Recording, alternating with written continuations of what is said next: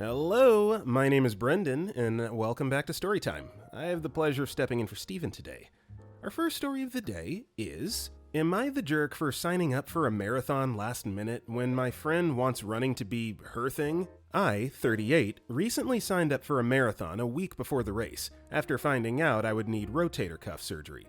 I haven't been able to climb, which is my first love, but have always enjoyed running casually. I've done a few races before, one marathon, without training, so I felt like I could probably do it again, and it's something that keeps me motivated and gives me a sense of accomplishment, especially as I'm preparing for an upcoming surgery. My friend was planning to run the marathon, but hadn't trained until the week of. I figured we could both run really slowly together. The whole week I was trying to find a bib, I told her that I was planning to sign up too. She was fine with that until I told her I finally found a bib. She got really upset. I had posted on Facebook saying I was going to run it last minute, and she freaked out. She told me that running this marathon was her thing, and it feels like I'm trying to take over something that's special to her. She said that me posting about it on Facebook would overshadow her post. I never saw it that way. I just thought we could even support each other during the run. She accused me of being a crappy friend, and just said some really terrible things to me. At the run itself, I lost her at the first mile. I texted her like 5 times, called her 3 times. She ignored them all. She called me 2 hours later, and she's 3 miles behind me and tells me to stop and wait for her. At this point, I had decided to run the marathon for myself, and I'd see her at the end, so I said no, which she insists is a sign that I am a selfish and unsupportive friend. She was so mad that I was ahead of her that she quit at mile 16 and cut the course to finish with a better time than me, which, I mean, is fine. I finished in 6:15 and was proud of myself in the end. She's insistent that running is her thing and says I'm not allowed to engage in it, which feels literally insane to me. She was originally going to help me with post-surgery stuff, but now she's decided not to, saying she feels betrayed by me doing the marathon. I don't feel like running a race should be something that belongs to one person, especially since it's something I love too, but maybe I missed something in how I approached it. Am I the jerk for signing up for a marathon even though my friend feels like I'm stepping on her turf? So, are you the jerk here? The short answer is no. The long answer is hell no. You're not the jerk.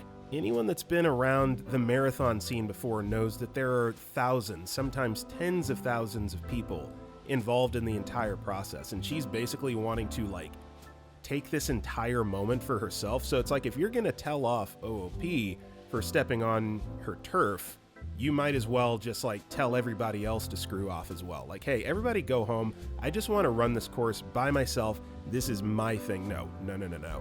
OOP, definitely not the jerk here. Your friend is incredibly selfish and inconsiderate and quite honestly a bit narcissistic and insecure. Sorry, I feel like I'm going in on her a little bit too hard, but man, she did it to herself. My gosh. Get better friends. And then it looks like we got a comment here from dresses_212_10028. That's quite the killer username there. Did you run NYC today? Congratulations. I hope I cheered for you while I was out there. As to this whole thing, obviously NTA. No one owns a sport and she's being absurd. She can get over it.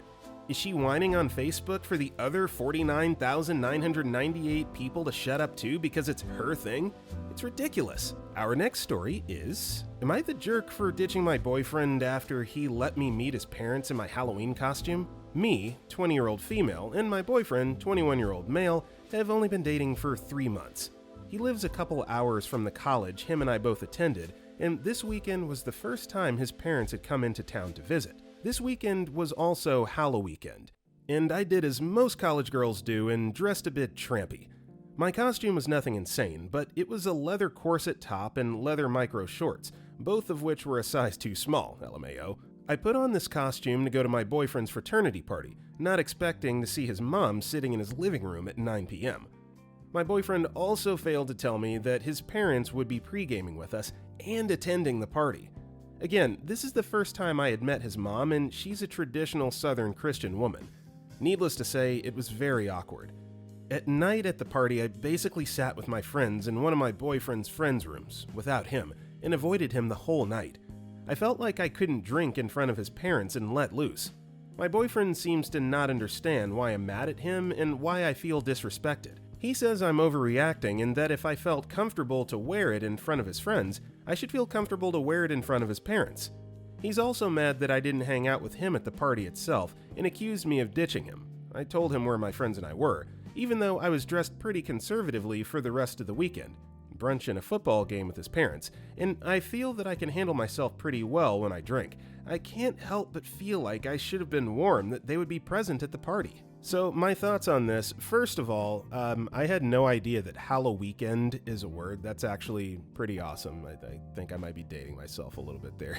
But no, I thought that was pretty cool. But anyway, no, there's a bit of a contradiction, I think, in the story being presented as, mother's a traditional Southern Christian woman, but also pre-games and goes to Halloween parties with college kids. I'm not really quite understanding that. But to circle back around before I digress too far off the rails, I do not think that she is the jerk in this situation.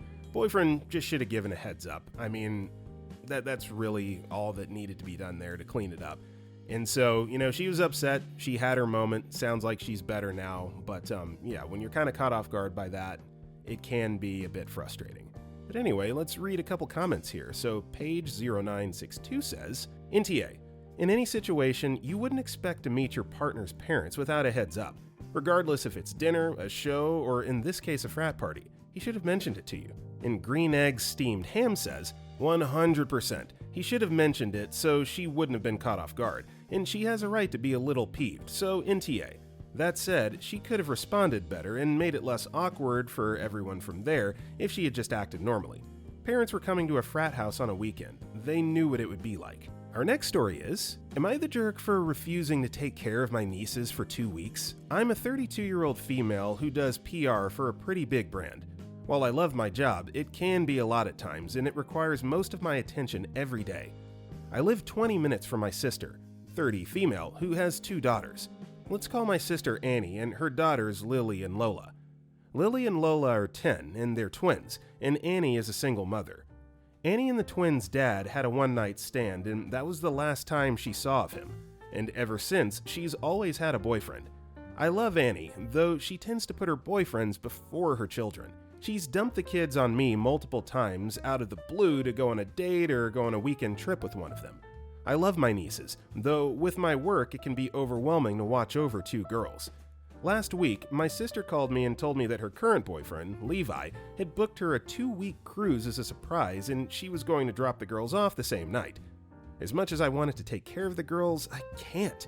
I'm so busy with work this week and I have a PR conference about an hour away this weekend. I can't take care of 2 girls who are at the age where they do still need me. I told Annie that I was sorry, but I would not be able to watch the girls for those 2 weeks, and Annie was ticked.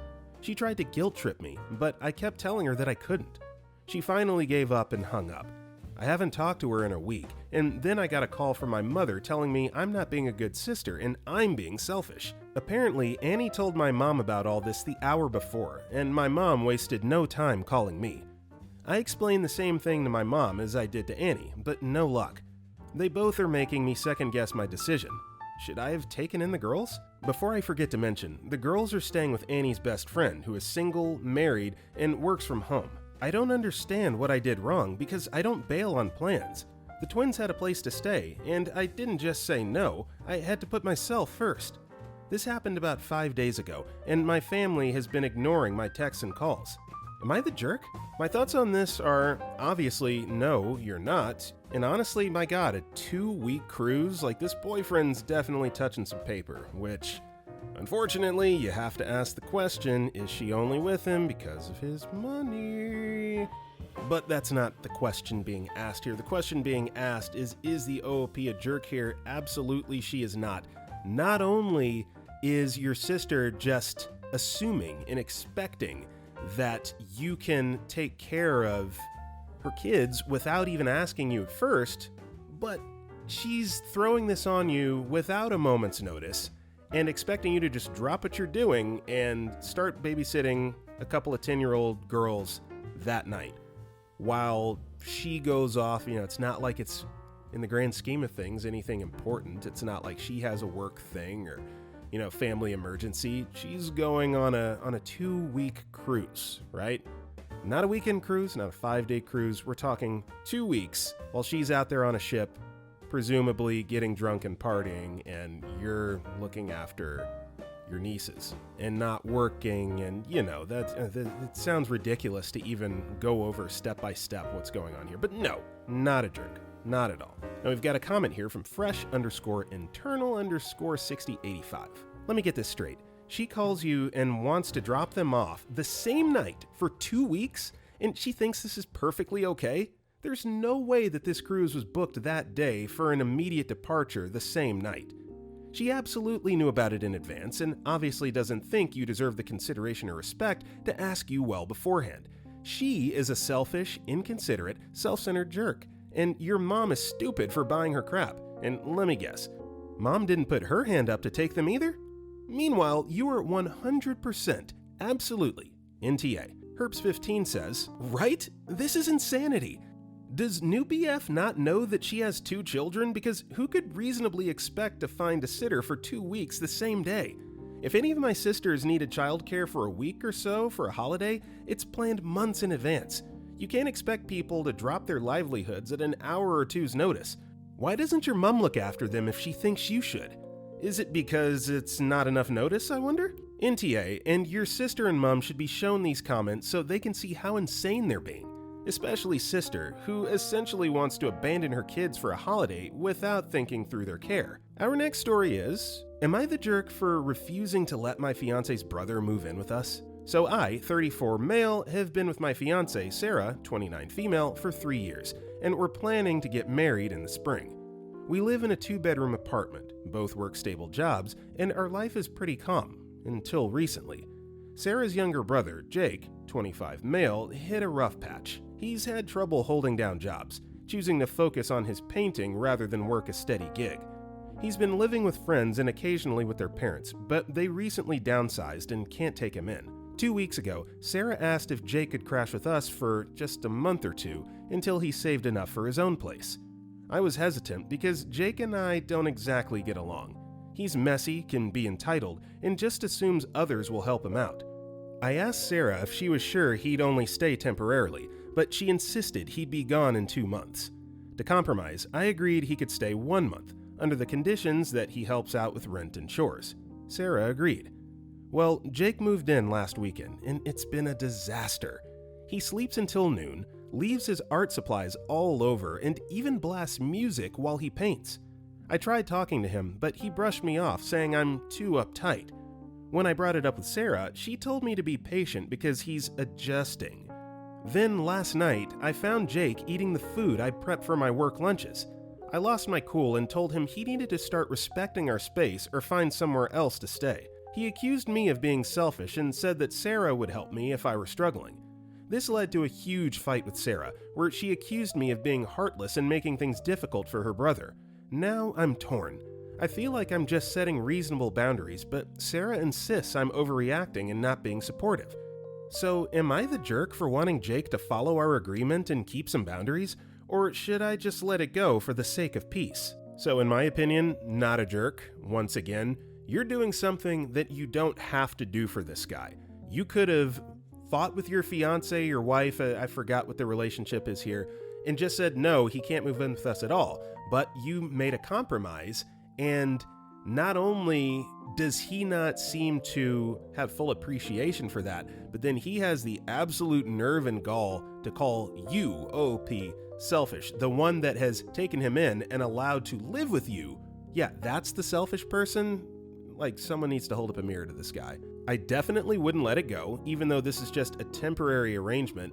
The 3 of you need to sit down and just have an honest conversation about how each of you feels in the current and what you're expecting out of this arrangement. And once all of that is out there in the open, I don't think you're going to have any more blowups like this. But no. NTA. Now we've got a comment here from Something Bothersome.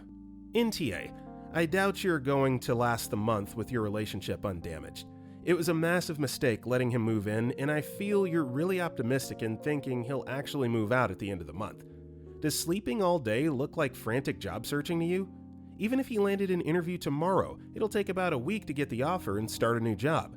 His first pay will probably not include the full pay cycle. Then he needs to find a place/save a deposit and move.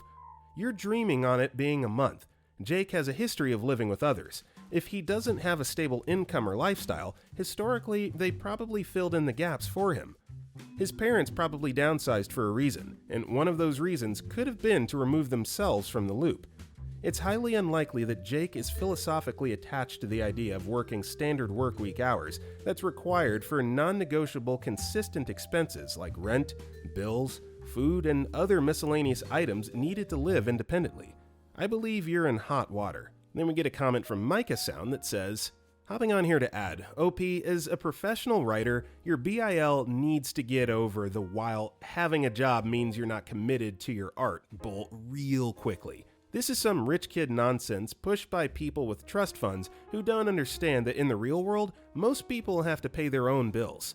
Most writers/artists, etc., who don't come from rich families have day jobs.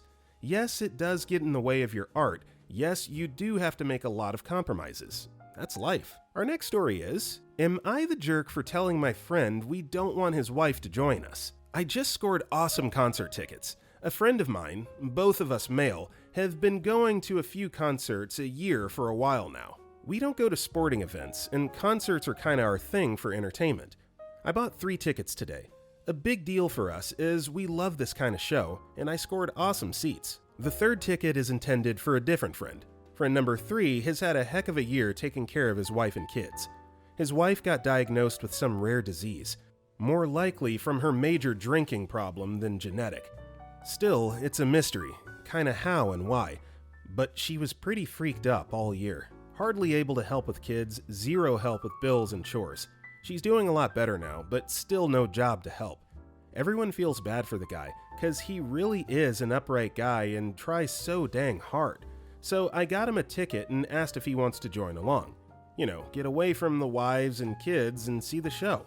He was super stoked and said yes. Then later today tells me he gets permission from his wife, but she wants to join along. Aside from being a medical haphazard, she's pretty noisy and not generally chill. And I only have 3 tickets. Am I the butt for telling him it's a bro event and putting him in the potentially bad place of having to tell her we don't want her there? So thoughts on this? No, once again, not the jerk, not the butt, however you want to phrase it, you're not in the wrong here.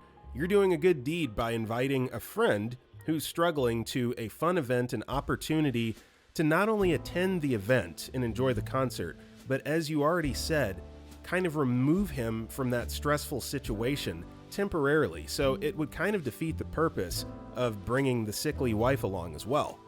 And it's not like he's asking, hey guys, you know, can I bring my wife too? No, she's inviting herself, so no, I don't think there's any problem shutting that down. And, you know, if it's all or nothing, if it's they both come or neither of them do, then just find a 3rd friend to give the tickets to. And we get a comment here from DG Showgirl that says, you're in TA, but you have to be sure your brain doesn't say the quiet part out loud.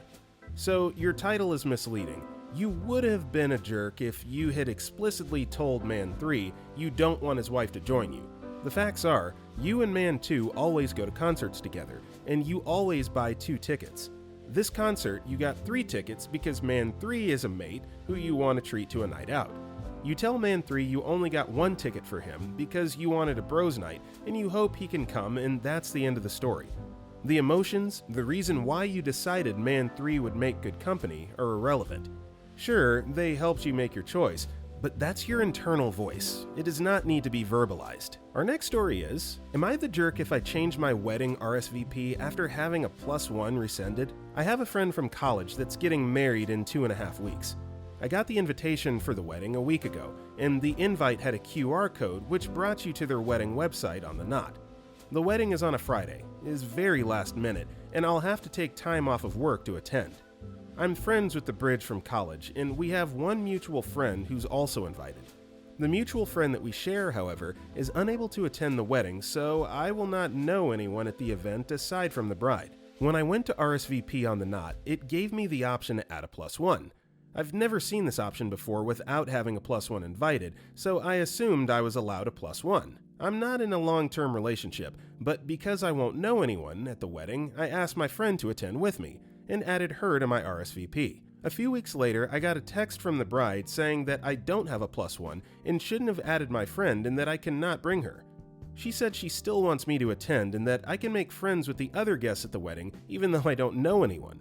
I'm guessing bride and groom gave me the +1 by mistake, but she didn't say so or apologize for the confusion, just told me that I shouldn't have added anyone. I'm very socially anxious and am now very nervous about attending the wedding on my own. I get very uncomfortable in situations where I don't know anyone, and now I don't really want to use my PTO to attend a last-minute wedding where I'm not going to know anyone. Am I the jerk if I change my RSVP to no since I won't know anyone at the event? I feel trapped because I did technically say I was free when I RSVP'd yes, but it was contingent on being able to bring a guest to keep me company. So I believe, in TA, I probably would bail on this wedding as well. Not because you don't want to support the couple, but you were kind of brought in under false pretenses. Whether it was intentional or not, your RSVP prompted you with an option to add a +1. So you're using that +1, right? You've already invited a friend to come with you and it's all good. And to have the rug be pulled from under you like that, it's already an inconvenience for you to take time off of work to go to this wedding. Now you're having to go solo, being forced to do so by the bride. You don't know anybody. You're not going to enjoy yourself. Your anxiety probably going to tick into high gear. I don't think that going to this thing is the right move for you. And if this woman is truly your friend, she'll understand that. Honestly, you don't owe her an explanation, but no. Bail out on the wedding. Enjoy your weekend at home with your friend. Maybe make a little day trip of it. Go have coffee with your friend and hang out anyway. I think that's probably the operative solution there. And we get a comment here from echo_code that says, in TA, the RSVP is more crucial for the reception rather than the ceremony. Your singular yes puts you in the head count for food, alcohol, favors, etc., in addition to a seat for the ceremony. Would you consider attending just the ceremony and skipping the reception as a compromise? You'd see your friend's big moment, but not have to deal with 2 to 4 hours of chit-chat and wedding rituals with strangers. If so, you can communicate that to the bride so she can correctly adjust the head count. You were owed an explanation or apology for the mistaken +1 option. Single friends deserve better in these situations. Our next story is, am I the jerk for telling my best friend that I'm pregnant? I, 33 female, have been in a very close relationship with N, 31 female, for about 8 years. We've been through a lot of things together, and for the last year and a half, I've been on her side for her infertility journey.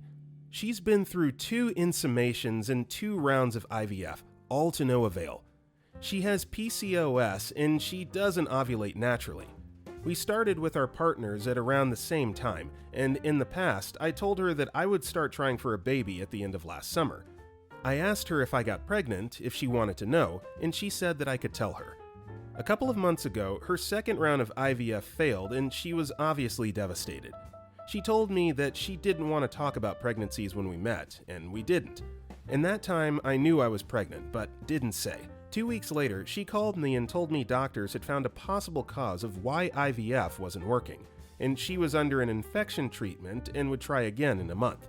I was very excited for her, and we set a date to meet in around 10 days, as she was the one to start talking about the topic again. I decided to tell her that I'm pregnant, because I was already 10 weeks and was going to announce it soon publicly, and I'd rather she knew by me. So when we met, we talked about her a little, and then I told her. Her reaction was cold, and she just said, "Oh, congratulations then." And then she said, "That was fast, huh?" I was kind of taken aback, but gave her grace because of her situation. I just expected she could be happy for me. But it was okay, so I gave her time and space and didn't talk for a month. A month later, I asked about an exam she had at work, and she answered with a 4-minute long audio telling me she was offended that I had told her about my pregnancy when she specifically asked not to talk about that topic, and that she didn't want to know from me or see me again for a while. I was really taken aback and told her she was the first one to talk about the topic again and thought she was optimistic with the new discoveries and treatment, so she would be happy for me. And I was hurt about her deciding when or how we can be friends. This was a month ago, and we haven't spoken since then. I think about her sometimes and worry about her, but on the other hand, I'm hurt that she doesn't want to be by my side or my babies, and if she does come back, I don't know if that'd be a healthy friendship. So, am I the jerk? Edit. Info. We didn't meet to talk about her new treatment. The meetup was set beforehand because we were in summer holidays and couldn't meet before. When we meet, we usually talk about everything and anything. At the time, she was not in an IVF treatment. The new discoveries were that they found an infection in her uterus that may be causing her embryos not sticking, and she was treating that. No hormones, just antibiotic, and she was responding well and would do another round of IVF soon, with a lot more chances. It was a major change in the game, but she was impatient, which is understandable. How I told her? We were talking about life in general, first about her, not the uterus or anything, just updates in her life. She asked, "How about you? What's new?" And I said, "I have to tell you something." And she said, "You're pregnant." Obviously, she might have remembered I told her I would have already started by then, and I said, "Yes." Then she said, "That was fast," and only talked about my pregnancy when she asked some questions. After that, we changed the topic and she talked about her advances with antibiotics, and she told me she was considering surrogacy, and as always, I listened to her and was there for her. I never talked again about my pregnancy, nor did I send her any picture of my ultrasounds, and gave her space. And she didn't communicate she preferred I announced via text. She doesn't know about Reddit, as we're Spanish and it's not common here, and she doesn't understand English. We always talk about big things in person and in private, so that's why I did it like that, and how we had discussed it. I hope I answered some of your questions. If not, I could edit again, I guess. Also, thank you so much for your insights and for sharing your personal experiences. I'm so sorry for the ones who went through a loss. I cannot physically reply to every comment, but I'm trying to read all of them. I didn't expect so many replies, but I see how this is a sensitive topic. Thanks to all. So my thoughts on this, obviously I'm not a woman, have never been pregnant myself, but it's a delicate balance to be struck here. I don't think that OOP is a jerk for announcing her pregnancy. If these two really are close friends, talk every day, see each other all the time, eventually, whether she revealed it publicly or not, it was going to become obvious by the emerging bump in her midsection, and once she went public and put it on her Facebook and whatnot, she was going to find out. So I think that she did the right thing by telling her directly versus having her find out through the grapevine or having to infer that information on her own. Now let's read this comment here from Crazy Heather 345. NTA, it's tough. I'm very sympathetic to her pain and the stuff she's going through, but she was going to find out eventually. She was probably never going to be emotionally ready for you to tell her directly, but the alternative was for her to find out via social media, as you say in your post, or for you to just turn up to a hangout one day, visibly pregnant. There is no nice way for her to find out, and you tried to do it in the least painful way possible. She has to work through those feelings and appreciate that you tried your best here.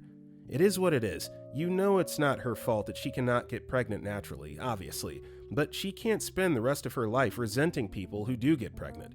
Or at least if she does privately resent it, and this is something she can never get over, she has to find ways to manage that feeling and not to express it publicly. And OK Year 6080 says, right, it's not her fault that she's having trouble getting pregnant, but it's also not OP's. I completely agree that she was never going to be emotionally ready to hear that. She needs to understand that just because she's struggling right now, that doesn't make OP less deserving of happiness. Life still goes on regardless. NTA. Our next story is, am I the jerk for refusing to babysit when my parents asked because they wouldn't pay me? My parents have me, 16 male, and my younger siblings, 12 female, 10 male, and 7 female. My younger siblings get an allowance for the chores they do, which is 1 chore each, and for that they get $20 a week. While I never got an allowance for doing my chores, and I have 5 chores, making 4 beds every morning, keeping the kid living room tidy, doing laundry twice a week, cooking for the family once a week, and cleaning my siblings' lunch boxes after school. I always had multiple chores. This list has been the same for 5 years. Before that, the only difference was cooking since I didn't cook 1 night a week. But laundry was added when I was like 7 or 8. My siblings' chores are carry dishes to whoever washes up, 7 female, start the robo-vacuum, 10 male, and make sure the fridge always has bottled water, 12 female. I asked my parents why my siblings get paid, but I don't, even though I do more.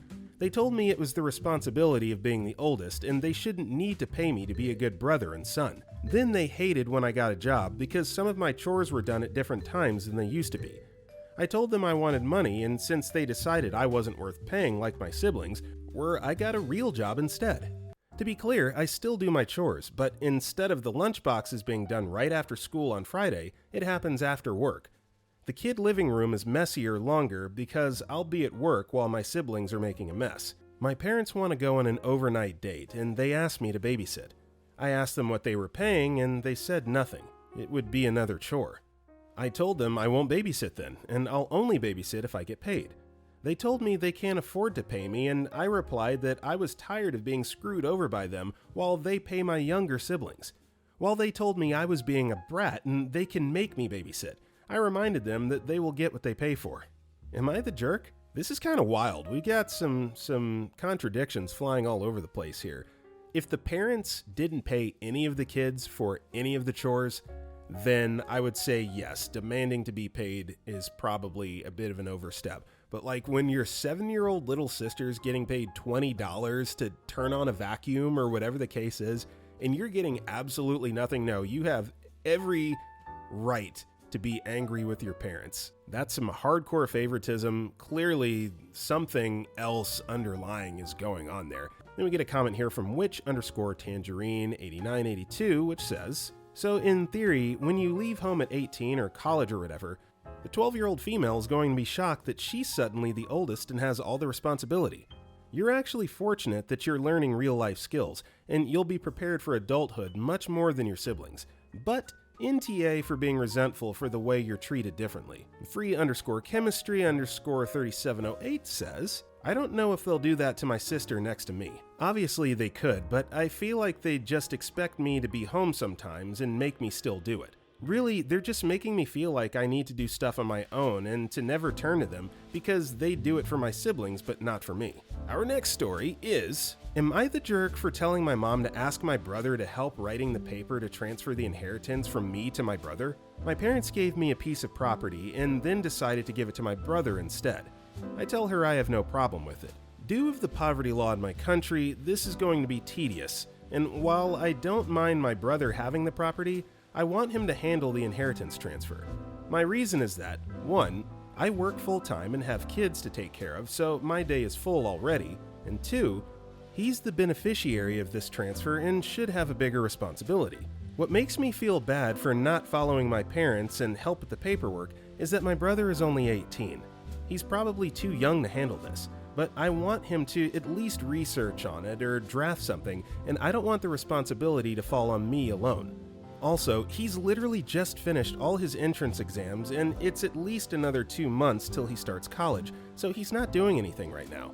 Please let me know if I'm crazy to reject to help my parents. My thoughts on this are that 18 years old is legally an adult in all parts of the world, so no, not the jerk, and you're not doing this in like a vindictive way. You're doing it so that he can learn valuable adult responsibility that's going to suit him well later on in his adult life. So no, I don't see anything wrong with this, NTA. Then we get a comment from Where Were the Adults? Haha, that's pretty ironic.